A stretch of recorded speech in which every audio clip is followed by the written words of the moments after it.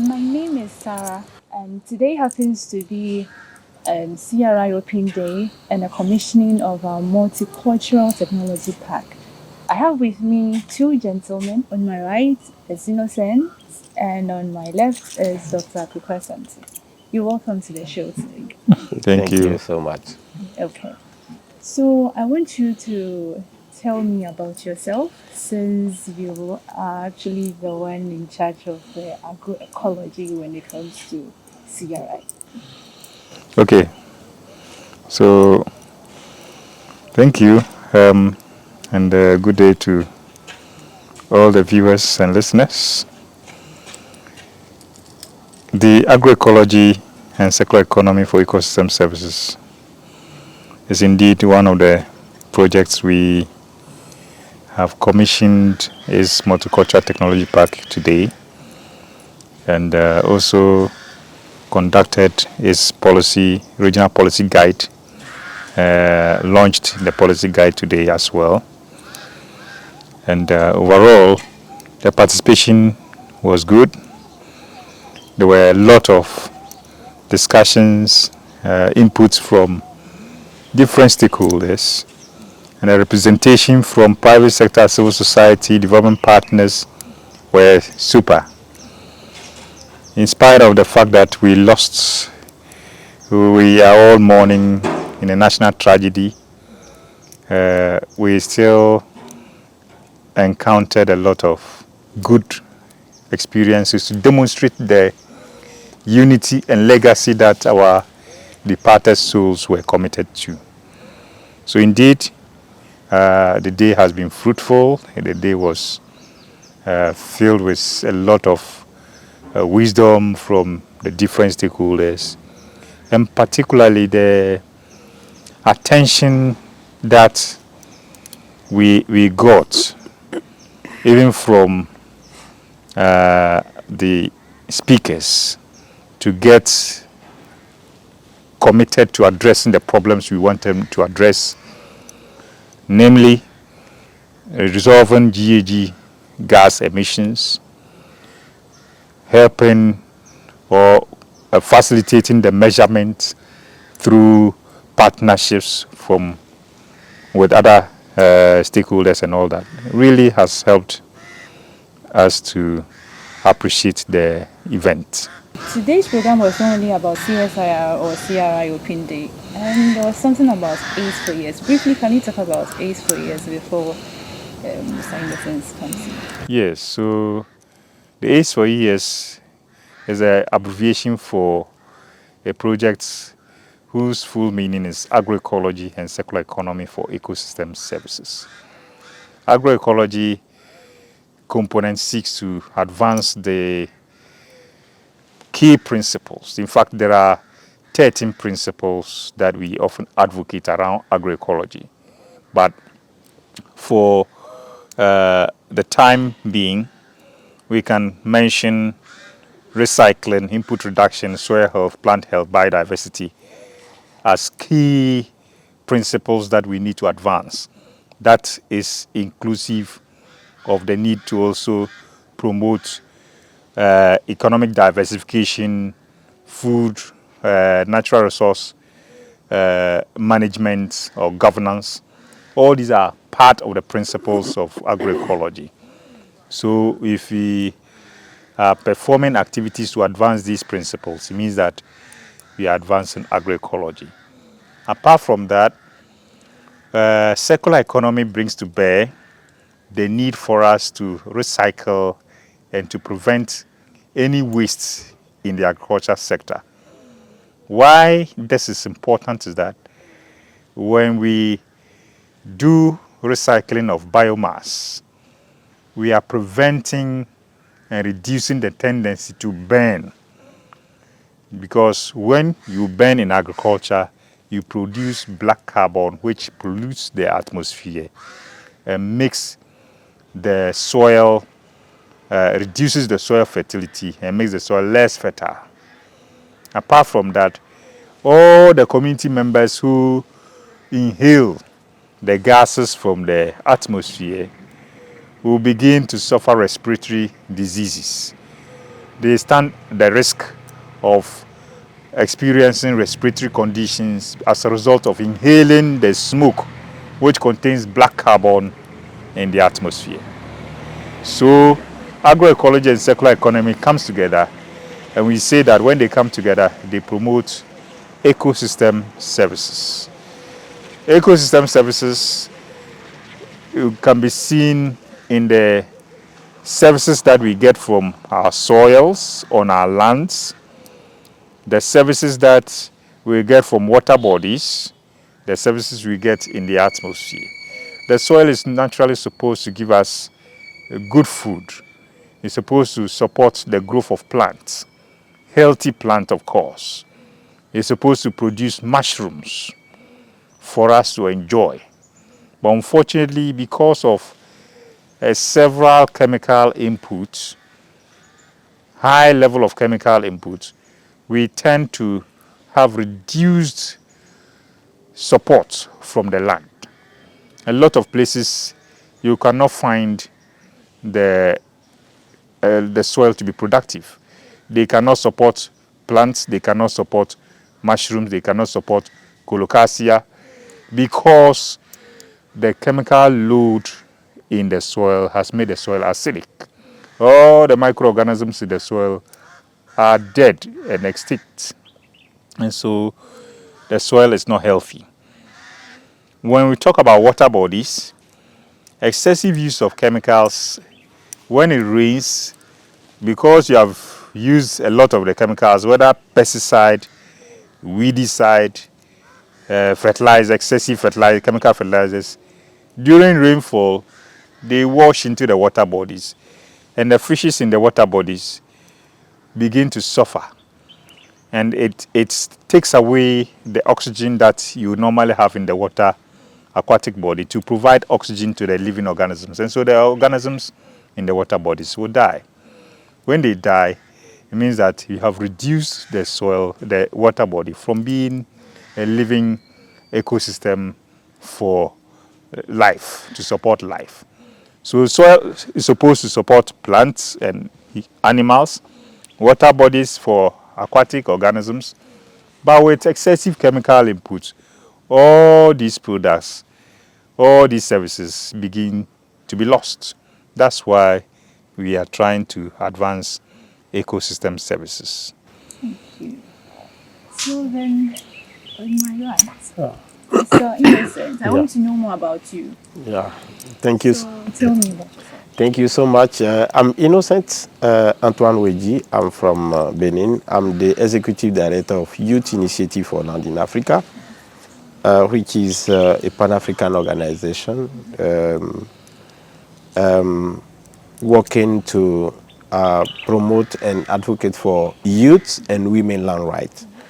And when we are talking about land rights, we are talking also about all the ecosystem of land, agriculture, climate, water, and whatever. So that is what we are working for. Currently, we have a representative in 31 countries across Africa, including Ghana. So that is where we find it's really important to to bring our voice together to create this consortium so that together we can provide something very great for the young people and for the African people also. So that's why we are together here to make sure that agroecology and the circular economy and ecosystem services project is become successful and bring more benefit for the Africa people. So you were here today. Yeah. What was your impression as a participant? Yeah, as a participant, I think I get a lot of things who make me really happy from the different speech. When you look at carefully, you see that all the speakers bring the question of youth, women. So this is really powerful because few years ago, in the speech, people are talking only about gender. But today we see that what we are advocating for to change the narrative in the different policies is become reality. So that is one thing that we are happy for. And the second thing is also the participation of the young people in the conference room. We see a lot of young people who are following carefully, who are participating, who engage in different work during this conference. So it's something that we see that these projects really engage young people, mobilize young people to take advantage for that. That is a second thing. The last one is a multicultural technology park. We go there and visit this technology park. But my first impression, all the presenters, they are young people. So it was powerful. And they are explaining each technology, even if they are explaining the indigenous practices that they use to do to cultivate these different crops that we see in the technology. So it was very amazing. So we as YILA, we are really happy, and we see that it's a good opportunity for other young people to come and don't stay and say, no, we need to redesign agriculture before we will be motivated to go to the agriculture. This is the time that each young people need to engage, because what we see here is an example of what we want to see for the Africa we want. Okay. So back to you then. Before the program, what was your expectation? And then afterwards, how was it like? Because the whole nation is mourning, I didn't expect that much participation. I thought we are going to end up calling a lot of people to come and occupy seats because they may not come. But it was encouraging to see that all the participants came in their numbers. The whole place was full, and we had to arrange chairs outside for them to participate, even with extra screens outside, which was impressive. So the participants did very well. They came on time and they came in their numbers, and they actually got us happy for organizing the program. Yeah. Okay, so should we look out for or watch out for more exciting programs from you? Or this is just the end of it? Of course, there are upcoming programs for media, and we have a training program for media to engage media in strategic planning and programming on short-lived climate pollutants and agroecology. So that the reason for organizing such programs is that when we go on our media landscape, the social events and political events have taken over everything.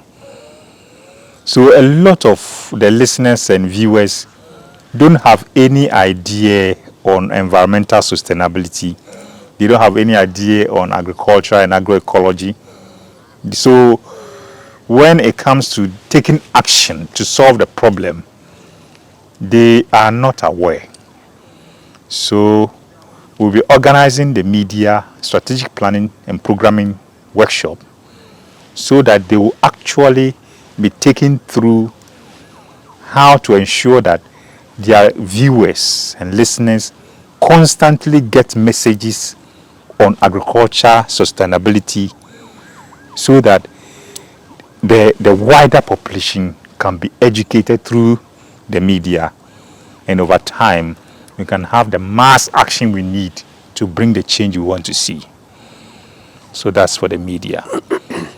Then we also do extension services training on getting the extension service directors and officers to be trained on agroecology and circular economy so that it doesn't look strange. They can take the message to the farmers at their farm gate.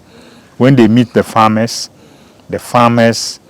can understand them because already they have been trained and at least they have some setup at the Multicultural Technology Park where they don't understand or they want to see. They can visit the Multicultural Technology Park and then see for themselves how to practice agricultural sustainability. So these are some of the things we want to do before the year ends. It's excellent. Okay, so from your speech, you made mention of youth, women. From today's program, Yeah. what do you think are some of the opportunities that these youth that were being engaged today can get? Yeah, thank you so much. I think we have so much opportunity to bring from these projects. Even if, let me take example of the technology park simply. The technology park is a very great opportunity for job creation for the young people. Because first of all, the technology park is like it's a hub, training hub, and also knowledge transfer hub, and it's also an opportunity to let the young people and women learn more about agroecology. More they know about agroecology and then they practices, I think they can get more income from the work that they are doing. And then getting more income can give them an opportunity to employ other young people. So I think it's really great opportunity for the young people to create job. Secondly, another opportunity that we find is a fellowship program. So fellowship program, you know that we are working in more than 31 countries. We can bring the young people across Africa countries, the whole Africa, and they can come and learn about the different technology of agroecology and how they can merge the different waste in agriculture sectors or agroecology sectors to build the very important and powerful circular economy, even if in their country, even if in their community, even if in the indigenous communities. So I think the fellowship program is quite interesting to have the young and women ambassadors of agroecology across the continent. So that is something is quite important for us. So I think I can just, we're talking about feeding Africa. You are talking about feeding Ghana. Feeding Africa, I think we need to start from our multicultural technology pact. More we have the young people engaged, more we have capacity to feed Africa, to feed Ghana, to feed Benin, to feed Tanzania, Nigeria, and all these different countries. Thank you. Okay, so with what he just said, how best can we now fuse these two programs together to achieve a bigger aim? Yeah. So in the fusion process, what it means is that we can get the youth on site. The support we will need will be to get accommodation facilities so that if they are going to be hosted for a month or 3 months, they can be hosted on this site. So if there's accommodation for them, they can be hosted to carry out the various studies, carry out the research, support the various activities, and be mentored so that they can appreciate. By the time they leave, they would have mastered the skills required to do sustainable agriculture that reduces short-lived climate pollutants and super pollutants. So that way, they will live here to practice what they have learned. One day workshop and these talks, discussion, show, forum do not adequately serve the interest of the youth so much. We need to actually house them and mentor them into the principles and practices so that by the time we are done, at least a month, by 3 months, we would have gotten them effective training that they can take away to practice and to educate others so that we can get more done on time. Okay, so with the fusion, what will be your role, or how do you intend to also fuse or do a joint program with the agroecology? Yeah, Raised for years. yeah, hearing the doctor, we see that the commitment is there. And as we are always doing, we make sure that we mobilize the young people across the continent, those people who want to change the way we are feeding, the way we are cultivating our crops in Africa, the way we are dealing with agriculture. So we will mobilize them and make sure that we have a good resources, women resources to be in these different programs. And also we are really happy that we will also get some mentorship program. We have the mentors from the CSIR, so that this program can be really impactful for the young people. If it's impactful for the young people and women, I think it will be impactful for our different communities. So that is quickly what I can say about that. Okay, so lastly, what will be the take-home message?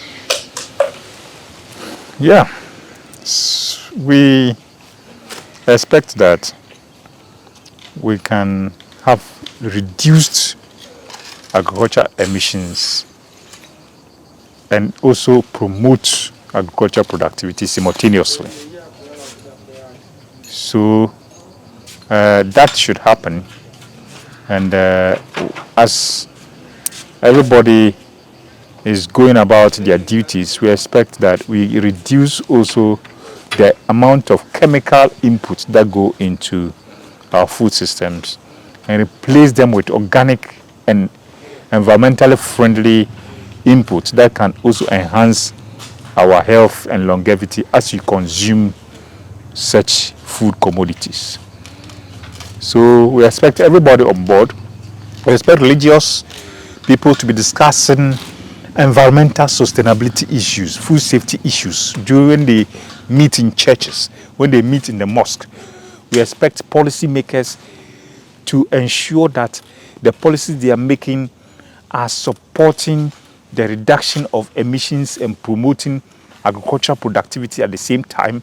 We expect civil society to be talking and advocating for more activities and actions and funding for, sustainable production systems. And we also expect researchers to collaborate to solve the problems together so that over time we can achieve environmental sustainability, food security, improved health outcomes, and several other policy directives. Okay, so Mr. Innocent from YILA, what will be your take-home message? Yeah, take home message. First of all, work together is a power. You see, we start this thing as a consortium, and then you see how impactful this event, how impactful what we have seen today. What is so? First of all, work together is a power. And second thing, I want to build the hope of the young people and women that, yeah, we have capacity to develop our agriculture so that it's gonna create more job, more sustainable way for them. And also we have this capacity to participate to the reduction of the short-life polluants. So it's very important to know that also. Thank you. Okay, so unfortunately, we have to end here. It would have been a very amazing to have a longer discussion, but then time is not on our side, and so we would like to end here. It was very, very good to have you here with me today, Thank you. and I hope we'll have more of these discussions coming up. We spoke about CRI Open Day and the commissioning of Multicultural Technology Park. It was nice having both of you, and I hope to meet you and have more discussions. Thank you.